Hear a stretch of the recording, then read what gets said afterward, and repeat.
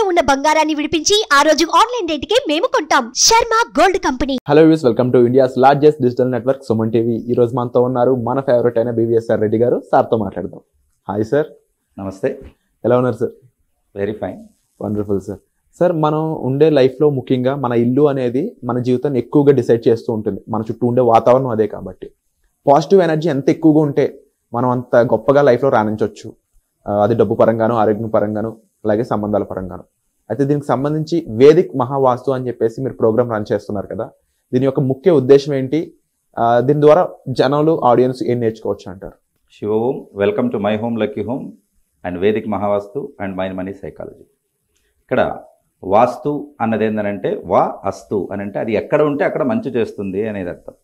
మీరు మన పురాణాలు కానీ, మన ఇతిహాసాలు కానీ, మన చరిత్ర ఏదైనా తీసుకున్నా, భూమి మీద మనిషి ఎక్కడైనా నాలెడ్జ్ తీసుకున్నాడా అని అంటే అది మన భారతదేశంలోనే తీసుకున్నాడు అని అంటే ఒకటే ఒక ఉదాహరణ చెప్తాను భారతదేశం ఎంత గొప్పది అని చెప్పడానికి.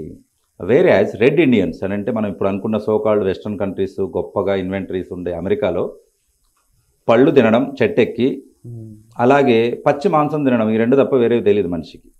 ఆ టైంలో మనము సింధు నాగరికతలో డ్రైనేజ్ కూడా వాడాం.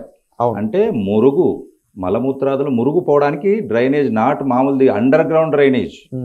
ఎంత అడ్వాన్స్డ్ అయి ఉండాలి, ఎంత అడ్వాన్స్. నేను నాగరికత చూసుకుంటే సివిలైజేషన్ అన్నది ఫస్ట్ మనదే వస్తుంది. అది సింధు నాగరికత, ఇప్పుడున్న పాకిస్తాన్లో వస్తుంది. సింధ్ నది పక్కనగా వస్తుంది. ఇది దేనికి మనం నిదర్శనం అని అంటే, విశ్వగురు ఎప్పటికీ ఇండియానే ఉండేది, ముందు కూడా ఇండియానే ఉంటుంది అని అంటే అందరికీ కూడా ఒక దారి చూపించిన దేశంగా ఇండియా ఉంటుంది. కాబట్టి ఈ వాస్తు అన్నది ఇప్పటిది కాదు, కొన్ని వేల సంవత్సరాల క్రితమే మనిషి అమలుపరుస్తూ వస్తున్నాడు. మురుగు నీరు ఎటు పోవాలి, ఎటు వెళ్తే ఆ ఇంటికి మంచి జరుగుతుంది, ఎటు వెళ్తే ఆ ఇంటికి కీడు జరుగుతుంది అనేది ముందుగా తెలుసున్నాడు అన్నట్టు. కాబట్టి మైక్రోస్కోప్ పుట్టకముందే, అంటే మైక్రోస్కోపు రీసెంట్గా ఒక శతాబ్దం అంటే 100 years బ్యాక్ వచ్చింది, సైన్స్ డెవలప్ అయింది. మరి అంతకుముందు అయితే మైక్రోస్కోప్ లేదు.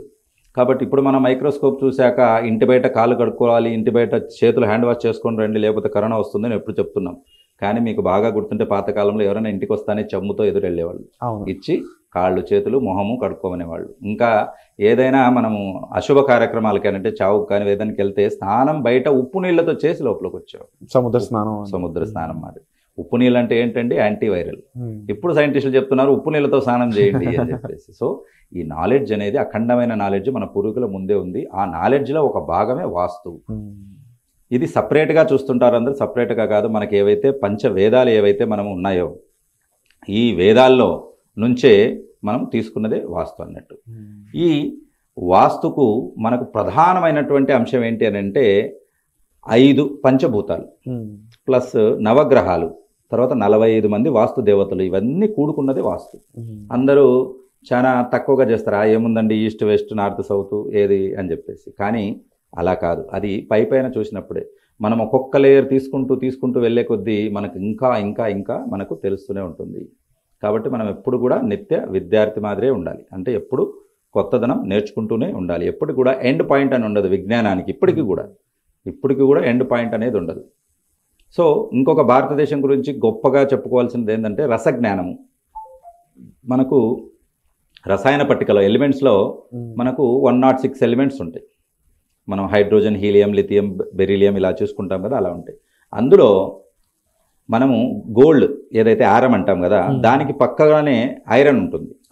కాబట్టి మన పూర్వీకులు రసజ్ఞానం ద్వారా దాంట్లో ఉండే ఎలక్ట్రాన్ ప్రోటాన్స్ను పెంచి ఇతర లోహాల నుంచి గోల్డ్ని తయారు చేయడం కూడా తెలుసుకోవాలి. రైట్. జనరల్గా గోల్డ్ ఎక్కడి నుంచి వస్తుంది? మైన్స్లో తవ్వుతాడు, కింద ఉంటుంది, ముడి పదార్థం తీస్తాడు, దాన్ని శుద్ధి చేసి మలినాలన్నీ తీస్తే గోల్డ్ వస్తుంది. ఇది మీరు చూస్తే మన భారతదేశంలో కేవలము 10% మైనింగ్ మాత్రమే ఉంది, గోల్డ్ మైనింగ్ తక్కువ. మన కేజీఎఫ్ అది కూడా ఇప్పుడు అయిపోయింది, ఇంకో కొన్ని చోట్ల ఉంది. ఎక్కువ మైనింగ్స్ వచ్చేసి బయట ఉన్నాయి, జమైకాలో, ఆఫ్రికా, కొన్ని చోట్ల అమెరికా, గోల్డ్ మైనింగ్స్ అన్నీ అక్కడ ఉన్నాయి. మరి ప్రపంచమంతా ఒక 1000 కేజీలు ఉందనుకుందాం, అందులో దాదాపు 700 కేజీలు ఇప్పుడు భారతదేశంలోనే ఉంది. ఎలా మరి అంత గోల్డ్ మైనింగ్ లేనప్పుడు గోల్డ్ ఎక్కడి నుంచి వస్తుంది? పైగా ఇంకొక విషయం నేను చెప్తాను మీకు. భారతదేశానికి దండయాత్రకు కానీ దాని మీద కన్ను పడని దేశం అంటూ లేదు. ఫ్రెంచ్, డచ్, బ్రిటిష్, మొఘల్స్, ఎవరైనా తీసుకోండి, పర్షియన్స్ ఎవరైనా ముందు భారతదేశం వైపు వచ్చారు. ఎందుకు అని అంటే ఇక్కడ అఖండమైన సంపద ఉండేది. మనం ఊరికే చెప్పలేదు, మనకు చరిత్ర తప్పుగా చూసి మనల్ని చేపిస్తున్నారు. కానీ ఇప్పుడు 2024 తర్వాత మోదీ గారు చరిత్ర అంతా మారుస్తున్నారు. మనది అఖండమైన చరిత్ర. నేను పుట్టిన రాయలసీమలో రాసులు కుప్పలుగా పోసి అంటే డైమండ్స్ కుప్పలు పోసి కేజీల ప్రకారం అమ్మేవాళ్ళు. ఇప్పుడు ఒకటి పట్టుకుంటే 2 లక్షలు 3 లక్షలు అని చూపిస్తారు. కుప్పలుగా పోసి అమ్మేవాళ్ళు. అలా కింద పడిపోతాయి కదా, అప్పుడు మార్కెట్లో ఏదైతే మిర్చి పడినట్టు అలా పడిపోయినవి మరీ మైక్రోస్కోప్ పెట్టుకొని తవ్వుకుంటున్నారు ఇప్పుడు. అంటే అప్పుడు మార్కెట్ చేయగా పడిపోయినవి తవ్వుకుంటున్నారు అని అంటే ఆ టైంలో మనం ఎంత సంపన్నులము, ఎంత జ్ఞానం ఉండింటే మన దగ్గరికి వచ్చేది. సో వరల్డ్ ట్రేడ్ ఉండేది అన్నమాట. కాబట్టి అందరూ వచ్చేవాళ్ళు, అంతే కదా. అడుక్కునే దేశాలన్నీ భారతదేశం వరకు వచ్చేవి. అలా వచ్చిన వాళ్ళే వీళ్ళంతా. బ్రిటిషర్స్ మన దగ్గరికి వచ్చేసరికి వాళ్ళ ఏదైతే డాలర్ వాల్యూ కానీ ఇప్పుడున్న యూఎస్ దాని కానీ ₹1కి $10 వచ్చేలా ఉండేది అప్పుడు. ఇప్పుడు $1కి $80 వరకు పెంచుకుపోయారు. అని అంటే ఒక్కొక్కరు దోచుకుపోగా మిగిలింది ఇంత. కానీ ఇప్పటికీ కూడా 4వ మనకు గృహ తెరవలేదు. ఎక్కడిది? అనంత పద్మనాభ స్వామి. అది తెరిస్తే ప్రపంచంలో మళ్ళీ ఇప్పుడు కూడా ఇండియానే టాప్ ఉంటుంది, నెంబర్ వన్ ఉంటుంది. కాబట్టి 100 దేశాలు 100 సంవత్సరాలు దోచుకున్నా కూడా ఇంకా సంపద ఉంది అని అంటే నిజంగా will should be very proud to be an Indian. అంటే అంత అఖండమైన సంపద, అంత అఖండమైన జ్ఞానం ఉంది. అందులో వాస్తు కూడా ఒక జ్ఞానము.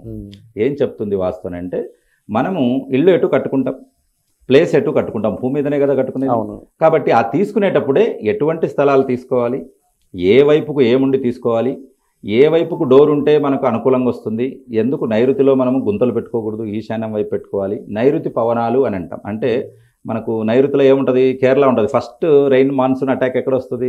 కేరళకు వస్తుంది. కాబట్టి ఋతుపవనాలు అంటాం. అవి ఎక్కడి నుంచి వస్తున్నాయి? మనకు సౌత్ వెస్ట్ నుంచి వస్తున్నాయి. సౌత్ వెస్ట్ నుంచి విండ్ వచ్చింది అనుకోండి, కాబట్టి ఫస్ట్ అక్కడ ఓనర్కు తగులుతుంది, అంటే ఫ్రెష్ గాలి. కానీ అక్కడి నుంచి బయట హాల్లోకి, హాల్ నుంచి కిచెన్ నుంచి బయటికి. లేదు నేను అలా కట్టుకోను, సౌత్ వెస్ట్లో నేను కిచెన్ పెట్టుకుంటాను అని అన్నాడు అనుకోండి, అంటే కొంతమంది మూర్ఖులు అలా వాదించవచ్చు, ఎందుకు ఇక్కడే పెట్టుకోవాలి. సరే, నువ్వు సౌత్ వెస్ట్లో కిచెన్ పెట్టుకుంటే ఏం జరుగుతుంది? ఒకవేళ అనుకోకుండా ఏదైనా ప్రమాదం జరిగింది అనుకోండి, ఇప్పుడు మనం చెప్పుకున్నట్టు సౌత్ ఈస్ట్లో కిచెన్ ఉంటే ప్రమాదం జరిగితే గాలి ఇటు వస్తుంది కాబట్టి నిప్పు బయటికి పోతుంది, తక్కువ ప్రమాదం. నువ్వు సౌత్ వెస్ట్లో నిప్పు పెట్టుకుంటే ఏం జరుగుతుందో ఊహించవు. ఒకసారి ముందు నైరుతి రూమ్లో కాలుతుంది, తర్వాత హాల్ వస్తుంది, తర్వాత ముందట మొత్తం ఇల్లంతా అంటుకుంటుంది, కొంప కొల్లేరవుతుంది. Proper scientific way. Proper scientific way. కాబట్టి సౌత్ ఈస్ట్ నుంచి విండ్స్ మీరు నెట్లో కొట్టండి, ఎక్కడి నుంచి ఎక్కడికి విండ్ వస్తుంది అని కొట్టండి. నైరుతి ఋతుపవనాలని మీకు అల్నినో అని మనకు చూపిస్తారు, వాతావరణ శాఖ ఎటు వస్తున్నాయి గాలులని. అందులో మనకు నైరుతి నుంచి ఈశాన్యం వైపుగా వస్తాయి. కాబట్టి ఈశాన్యంలో మనకు సూర్యుడు, ఇక్కడ ఉత్తరాయణం దక్షిణాయనం అని సగం ముందుకు సగం వెనక్కి వెళ్తుంటాడు ఆయన. కాబట్టి మనము ఈశాన్యంలో తలుపులు ఎందుకు పెట్టుకోమన్నాము? అది ఉత్తర ఈశాన్యం కానీ తూర్పు ఈశాన్యం కానీ అంటే ఎండ బాగా లోపలికి వస్తుంది, సూర్యరశ్మి లోపలికి వస్తే అది ఎంత ఉపయోగమో కరోనా తర్వాత అందరికీ తెలిసింది. ఎందుకంటే సూర్యరశ్మికి క్రిములను వైరస్లను చంపే గుణం ఉంది అని. అది మన వాళ్ళు ముందే ఎప్పుడో పెట్టి ముందు ఉత్తరానికి తూర్పుకు తలుపు పెట్టుకోండి అని మనకు చెప్పారు. అంటే సార్ ముఖ్యంగా ఈ పాయింట్స్ ఎవరికి తెలియదు. అండ్ వాస్తులో మీరు చెప్పినట్లు ఎన్నో లోతైన పాయింట్స్ చాలా ఉన్నాయి. అండ్ ఇంకొక మాట అన్నారు కదా స్టార్టింగ్ లో, దీని ద్వారా ఎవరి వాస్తు ఎవరి ఇల్లు వాళ్ళు చూసుకోవచ్చు అనేది. అది ఎలా సాధ్యం అంటారు? ఇప్పుడు దానికే మనం 21st నుంచి ఆన్లైన్ ఆఫ్లైన్ క్లాసెస్ కండక్ట్ చేస్తున్నాం. ఈ క్లాస్ అటెండ్ అయిన వాళ్ళకి ఘంటాపథంగా చెప్పగలుగుతాం, మీ ఇంటి వాస్తు మీరే చూసుకోవచ్చు. మీ ఇంట్లో మీరు వాస్తు ప్రకారం కాకుండా మీరు జాతక ప్రకారంగా మీకున్న నవగ్రహాలను మీరు సెట్ చేసుకోవచ్చు. అంటే మీ ఇంట్లోనే 9 ప్లానెట్స్ ఉంటాయి, మీ ఇంట్లోనే 45 దేవతాస్ ఉంటారు. బ్రహ్మ నా రాత ఇలా రాశారని బాధపడుతుంటారు కదా, ఆ బ్రహ్మస్థానంలోనే బ్రహ్మ ఉంటాడు. కాబట్టి అక్కడ కూర్చొని మీరు వాస్తును సరి చేసుకుని, వస్తువులను సరి చేసుకుని, కలర్స్ను సరి చేసుకుని, మెటల్స్ను సరి చేసుకుని మీ తలరాత మీరే మార్చుకోవచ్చు. వండర్ఫుల్ గురు. కాబట్టి నా డబ్బులు పోతున్నాయి, నాకు ఎక్కడ సక్సెస్ రావట్లేదు, నేను ఎక్కడ పెట్టినా నాకు నష్టం వస్తుంది, ఇలా అనుకునే వాళ్ళందరూ కూడా మీరు ఏ పాయింట్లో అంటే వేస్ట్ జోన్లో ఉంటే వేస్టేజే వస్తుంది. కాబట్టి మీరు ఏ ఏరియాలో ఉంటే ఆ ఏరియా క్యారెక్టర్స్ వస్తాయి.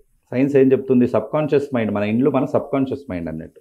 కాబట్టి మీరు చూడండి, లండన్ కానీ ఈఫిల్ టవర్ పోండి, అక్కడ ఒక ఈఫిల్ టవర్ బొమ్మ తీసుకొని దీన్ని నేను హాల్లో పెట్టుకుంటాను లేకపోతే బెడ్రూమ్లో పెట్టుకుంటాను అన్నావు, నువ్వు పోయిందేమో ప్యారిస్కి వెళ్ళావు ఈఫిల్ టవర్ దగ్గరికి, కానీ ఇంటి గురించి ఆలోచిస్తున్నాను. ఎక్కడ పోయినా నేను ఇంట్లో అయితే అలా పడుకుంటుంటే, నేను ఇంట్లో అయితే ఇలా తింటుంటే అని. అంటే ఇల్లు మన సబ్కాన్షియస్ మైండ్, మన మైండ్లోంచి వెళ్ళలేదు. కాబట్టి అది సొంత ఇల్లు కానీ అద్దె ఇల్లు కానీ ఇంటితో మనకు అంత అడాప్షన్ ఉంటుంది. చాలా వరకు అసలు మనం దాన్ని తీయలేమన్నట్టు.